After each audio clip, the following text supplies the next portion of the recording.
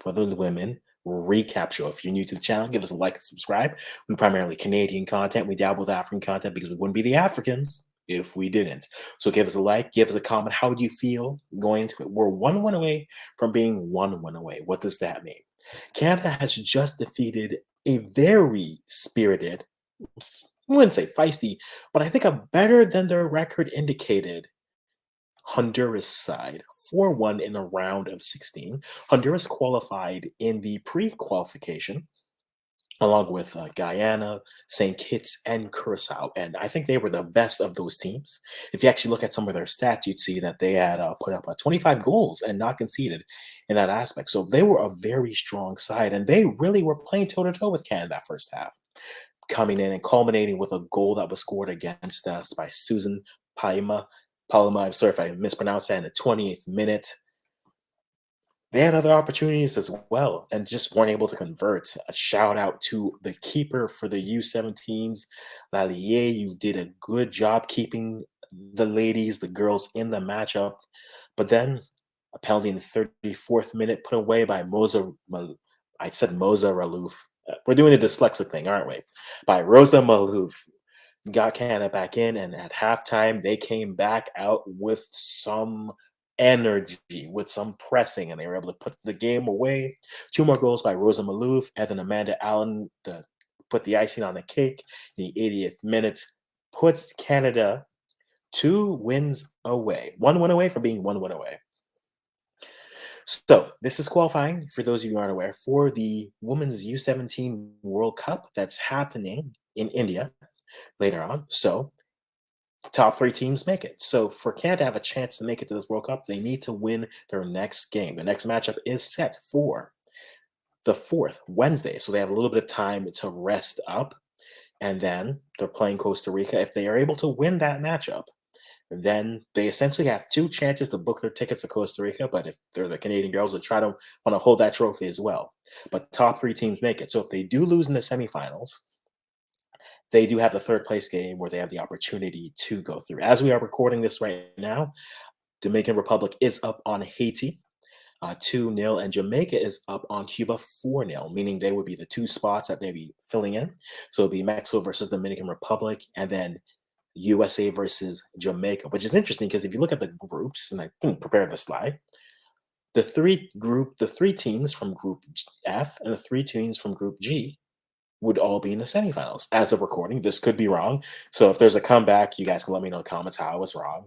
It's been a humbling week for me this week, but it's a thing that's there. No, I don't want to overstep and move away, but the girls look good. Rosa Maalouf has looked great for this U17 team.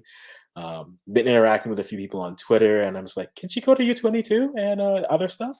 Could we have like her and Olivia Smith on U20? But there's a lot of other players. But how do I feel? I think that's the other question, and I want to ask you as well in the comments. How do you feel about this squad? And I've seen everything from this is Canada, we should be dominating these teams.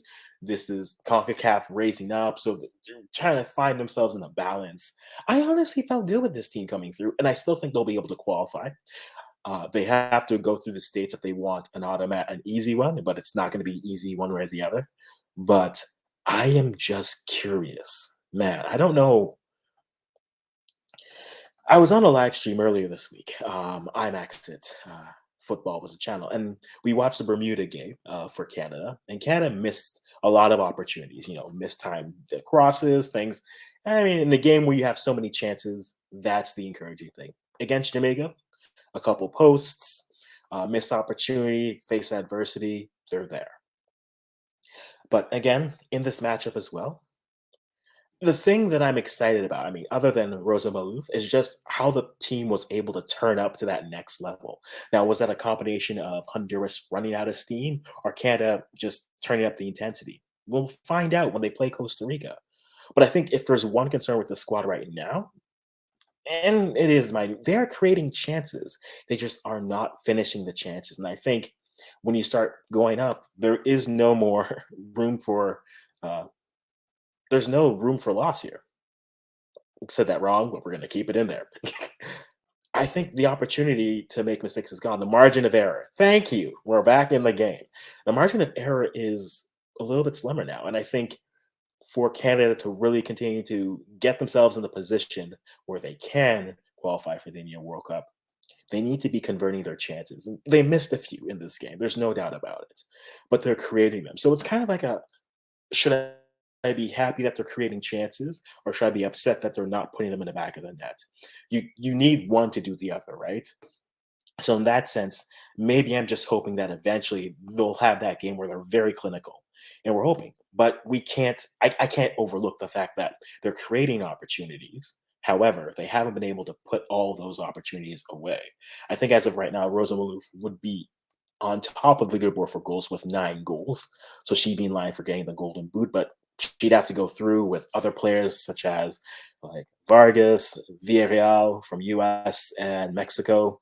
Those players are coming and they're scoring goals. And their path is probably not to say their path is easier, but I think it's an interesting conversation to have. And again, when we're looking at youth conversations here, I mean, it always comes back to in Canada, like what can we do to continue to make sure that we stay among the elites? And I mean, having a domestic league continue to go through. I mean, I really want to have a conversation a little bit later on this week with some people, kind of go through what is missing in our game. I mean, I think a domestic league where we can put players in academies and play is clearly crucial. I think we can see in these youth tournaments, both U20 earlier and then also U17, CONCACAF is catching up, and and those teams have invested in their academies, or they are investing, are reaping the benefits of other countries who have those academies and those programs that come through. But it's exciting nonetheless. I mean, that's another video and another topic for another day.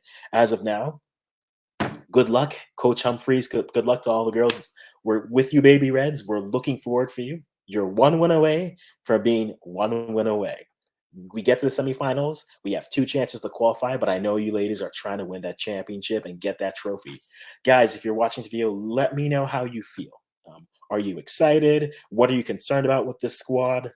What are you excited about? Who's really impressed you? Leave us a comment. Let us know how you're feeling there. Again, this is just a question from the Africans checking in real quick on the Baby Reds. They're on their way, but we got to push them over the line, guys. One more win from being 1 win away, guys. Let me know in the comments below. This is a question from the African saying goodbye for now.